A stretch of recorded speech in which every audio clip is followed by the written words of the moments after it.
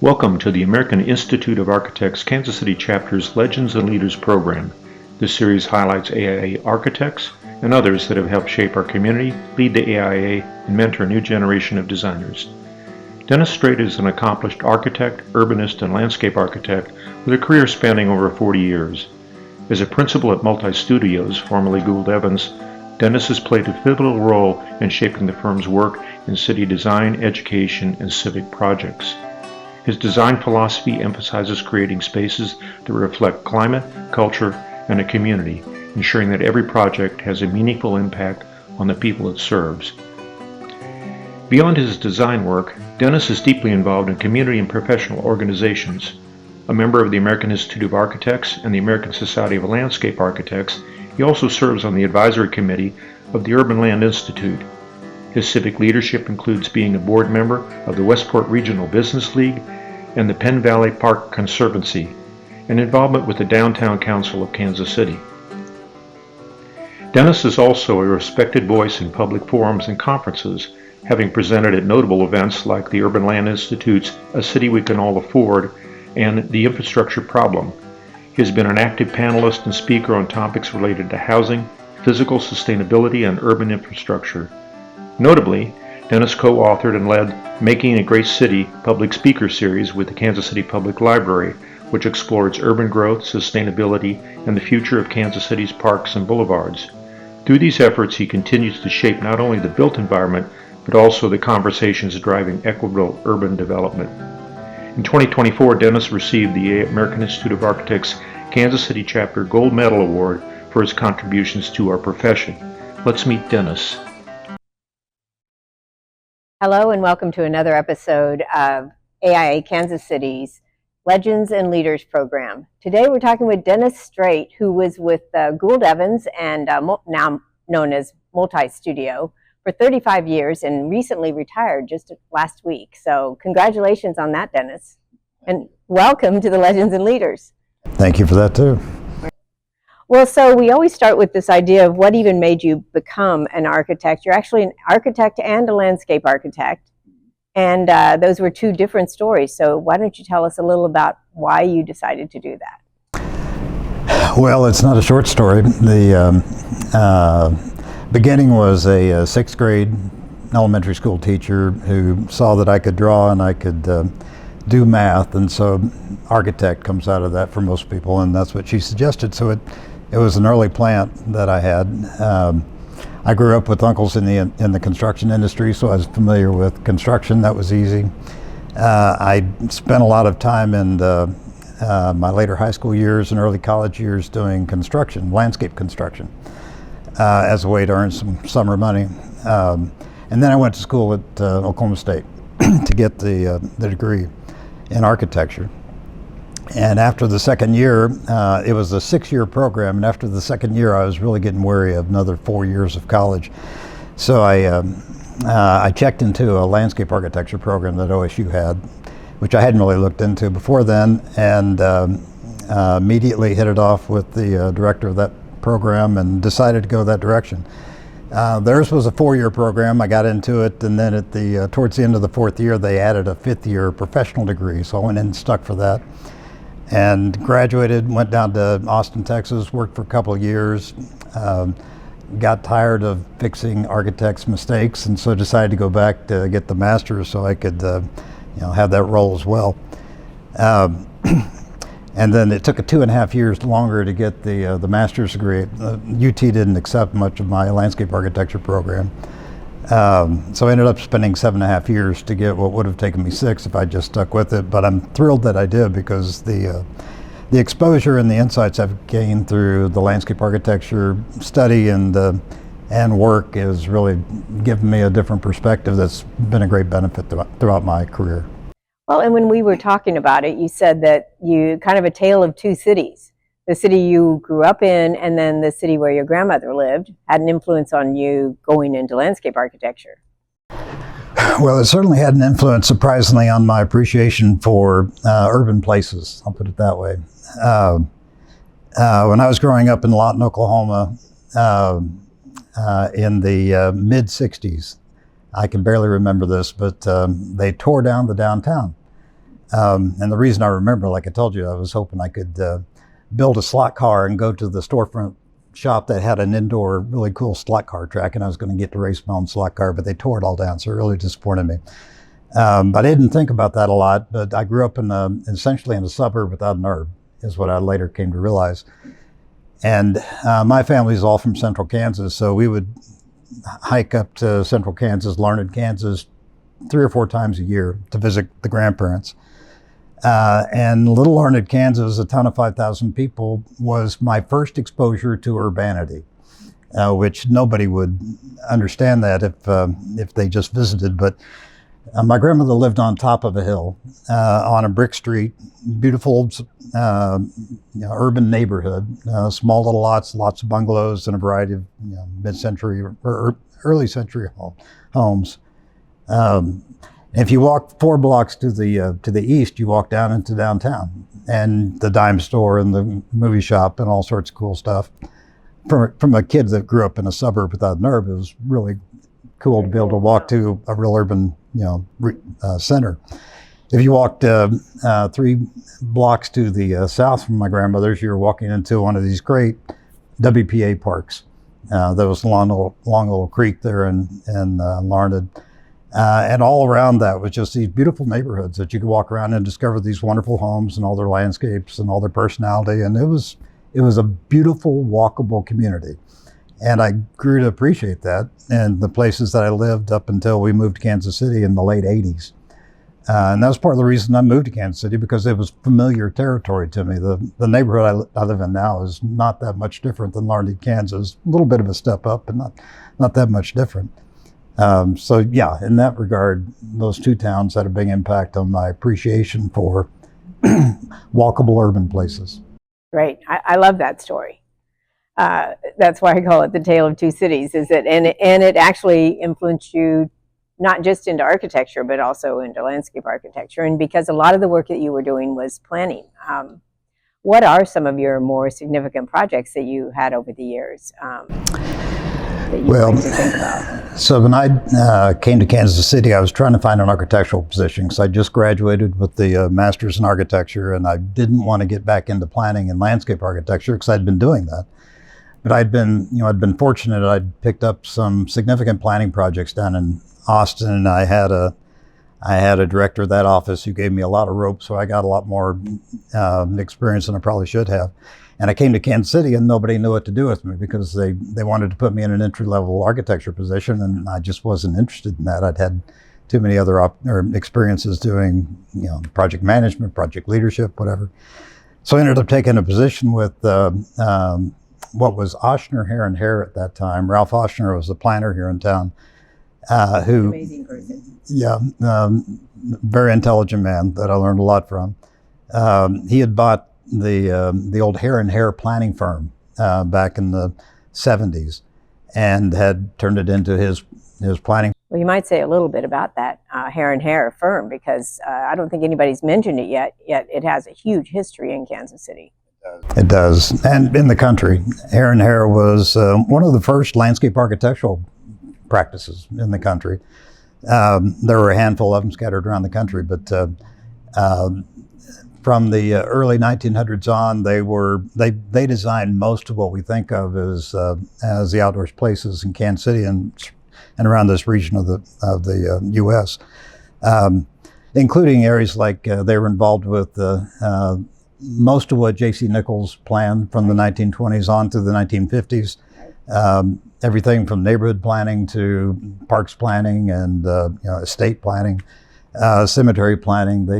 They had their hands in lots of things. They were inspired largely by the City Beautiful movement that came out of the early 1900s, and all throughout the files of Ochsner, Hare and Hare were their old vellum drawings. These beautiful ink and hand-drawn vellums that just told the history of Kansas City, and so it was kind of a magical place to be able to go to work. But back to your question about projects, one of the first things I worked on was the Bruce Watkins Freeway, which was a controversial project here in Kansas City because it was one of those urban freeways that totally destroyed a minority neighborhood. And and separated the black community from the rest of Kansas City, and was under a court order for almost 40 years as a decimated right-of-way that they held off on building the freeway because of all the controversy. But then they finally settled it, and the resolution was they would build a highway that's more like a parkway. And so that was the mantra. And through that project, I got to work with a number of black community leaders in trying to do as much as we could to restore and make that area back to a healthy community. And that was one of the first projects I touched on. And then right before I left Oshner, Hare and Hare, I got involved in doing planning for the 18th and Vine district, which, if you don't know, is, or people would know, is the second downtown that Kansas City had from the early 1900s. It was the segregated black downtown and a full-fledged community that had everything from commercial to retail to professional services. And the idea coming around from then Mayor Cleaver, now Congressman Cleaver, was to convert that into, to restore 18th and Vine with a new jazz museum. And we were planning the district to prepare for that. And then I got recruited over to Gould Evans at that time, and we ended up getting hired to do the 18th and Vine Museums project, which furthered my opportunities to work with people like Congressman Cleaver and Buck O'Neill, and just a number of wonderful names. Hughes, I think you mentioned. Mamie Hughes. Right. Very interesting people. So early on, I was starting to learn about that history of Kansas City, and it's always resonated with me as an important part of something we need to do better with. And to reconnect those historic areas. Yeah, and reconnect our communities back together. Yes. Well, so those ended up being really legacy projects right off the bat. As soon as you got here, you were doing things that were going to have decades, centuries of impact. So you've had a big influence on Kansas City with these projects. Well, I was fortunate to have some great experiences there. 18th and Vine was a good urban reinvestment experience because at that time we were putting a lot of money into 18th and Vine with the intent that that would be the economic engine to restore the vitality of the disinvested east side. But that was 30 years ago, and it's still struggling, just because it shows how much, how difficult it is to create vitality in a place that's been so devastated, so disinvested. And we're just getting close to getting back to where it needs to be, because after all these years, we're starting to tie the city back together between the growing Crossroads, South Crossroads, East Crossroads district, and the old 18th and Vine district. And that's really what it's going to take, is to have fully vitalized city, revitalizing that 18th and Vine area. But it just proves how hard it is to bring places to life, which has been one of the urban design lessons of my life. And we benefited in Kansas City for all that work that you've been doing. Thank you. I think we still have a lot of work we need to be doing, but that's right. I appreciate that. Well, and so in the process, you probably had some influences, some mentors that helped you along, and that you might want to speak about a little bit. Came up to Kansas City and started working with Ralph Oshner, and learned a lot about planning, which I hadn't had a lot of training in that area of things. And ended up going to Gould Evans, and had almost an entire firm of mentors, just because we had a number of talented people. And I was still not that experienced in architecture by the time I joined Gould Evans, even though I'd been practicing for 7 or 8 years by then. But I could pick up anything I needed from a variety of sources, and so it was a great place to build your expertise and build a career. Well, that was a time period where Bob Gould was still very active. Kerry Goodman came through, I think, during your tenure, and there's a lot of really important people that were working there at different times. Yeah, and from all those folks. Mel Solomon. Mel, as I mentioned the other day, was just a wonderful man to work with. He always liked to brag that he was pretty sure he knew 1,000 people by their first name, and he proved it every time we went out to lunch or something. But he was very, very much dedicated to building an urban Kansas City, and very much a modernist in the old school version of that. And I learned a lot working with Mel. Absolutely. Well, you also, you've also had this parallel life in nonprofit and volunteerism. One of the more interesting ones to me, anyway, is the work that you've been doing with the Plaza Library and the speaker series, because it's very public oriented and has gathered a lot of attention over the last 6 years. Well, that came out of a strategic planning effort that I did with our planning studio, that then Gould Evans, now Multi-Studio.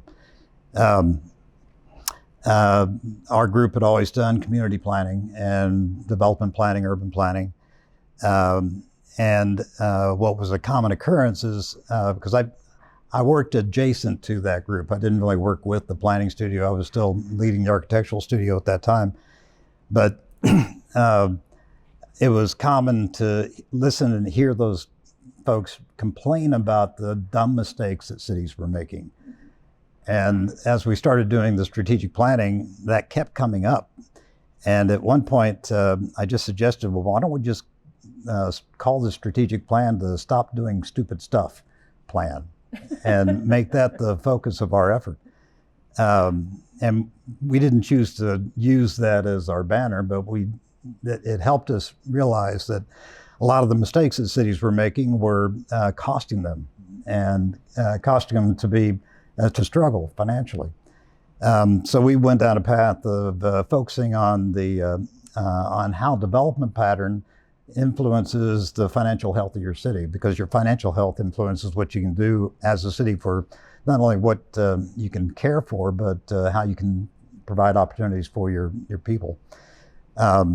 And that started changing the ways that we worked with our clients.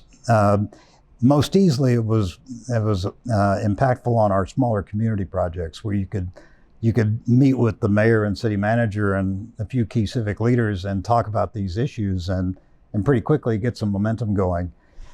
Not so easy with the city the size of Kansas City, where there's just too many players involved and too many agendas to really have a frank conversation about how we need to rethink the directions we've been heading.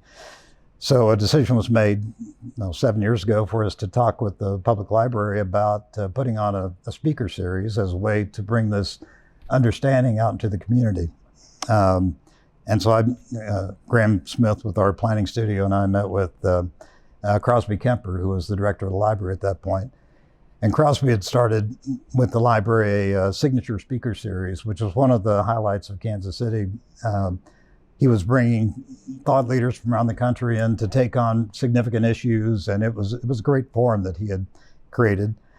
So we asked him if we could have a forum to talk about these issues with city development. And he actually came up with the idea of calling it a Making a Great City series, and it started in 2018 and has kept going strong. We're continuing it going. They've been sold out. I mean, you better sign up fast when they happen. Many times they're sold out. Well, it's been great to see the community's reaction to that, and how the interest has persisted. It certainly underscored the fact that if you're trying to change the direction of a city, you've got to be a patient person, because it took us generations to get to the point we are now, from a point where we were a very vital city back in the mid-1900s. So it's going to take oh yeah, we were a full-fledged city by 1940. That's one of the things that startles people when we show them that.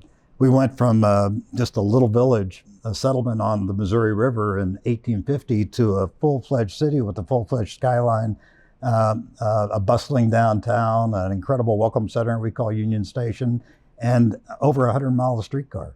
And all these things serving a city of 500,000 people back in 1940, which has now spread itself out over 5 times as much land, but it's still 500,000 people. So the math is the first lesson that we talk about in terms of the financial viability of a city, because we're all trying to care for too much city and it's dragging us down. 500,000 people with 2.5 million constituents in the area that feed the whole monster of a metropolitan area with 120 communities or municipalities.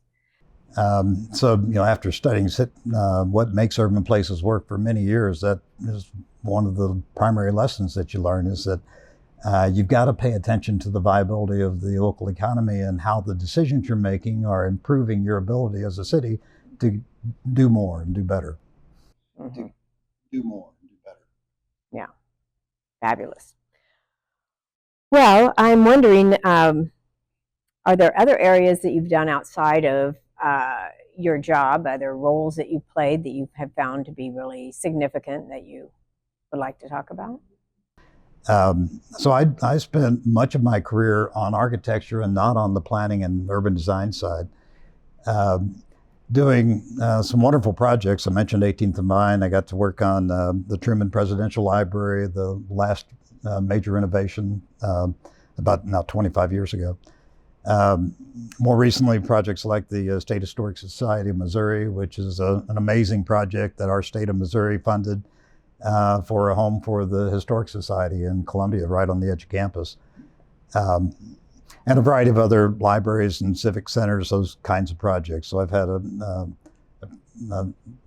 a blessed architectural experience.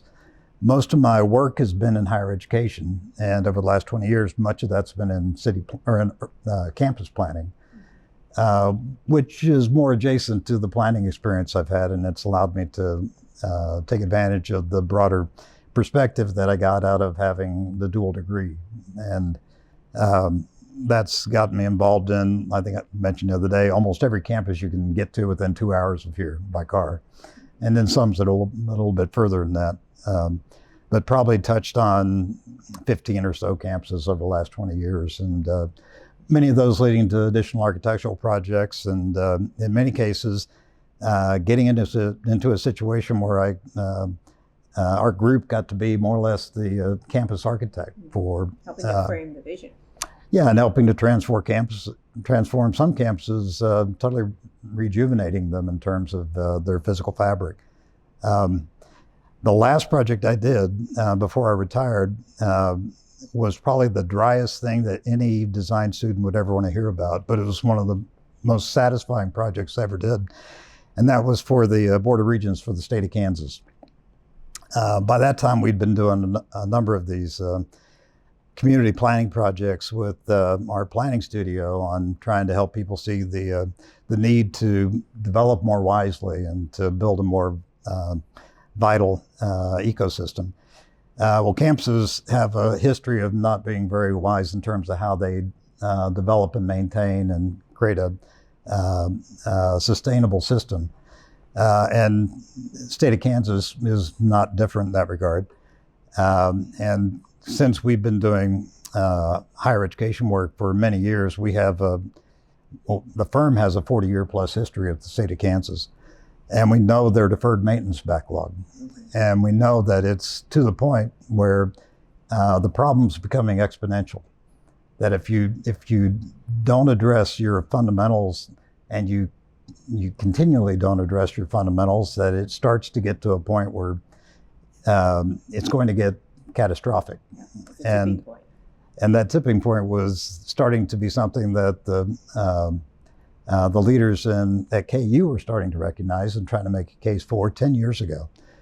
And finally, there was some movement at the Board of Regents to address that problem. And we got selected to be the consultant that helped them build the case for how they could move their system back towards a more sustainable state. And again, that's going to be a generational effort because it's presently approaching $1 billion problem. And nobody has $1 billion to reinvest in facilities. So it's going to be an incremental approach. Infrastructure and that sort of thing. Buildings, infrastructure, heating plants, everything needs to be cared for. And they need to be constantly creating modern educational facilities. So they've got all these challenges in front of them. But now they have a plan that will allow them to build back towards a more sustainable state. And it's probably a 30 or 40 year effort to get there.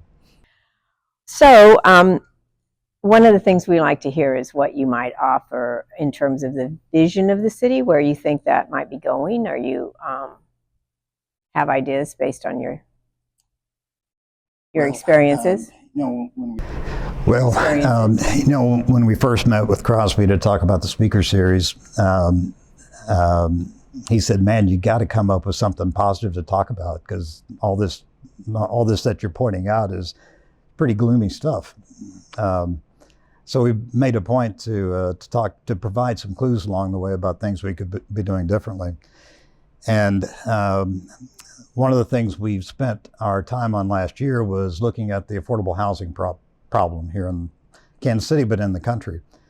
The reality is Kansas City is so much more affordable than most of our contemporaries, most of our peers, if we just capture that. And there are strategies that you can apply towards a city to help you capture your affordability. And most people you talk with talk about what a wonderful place this is to live once you come here, and a great place to raise a family. And over the last 30 years, we've built an amazing set of amenities here.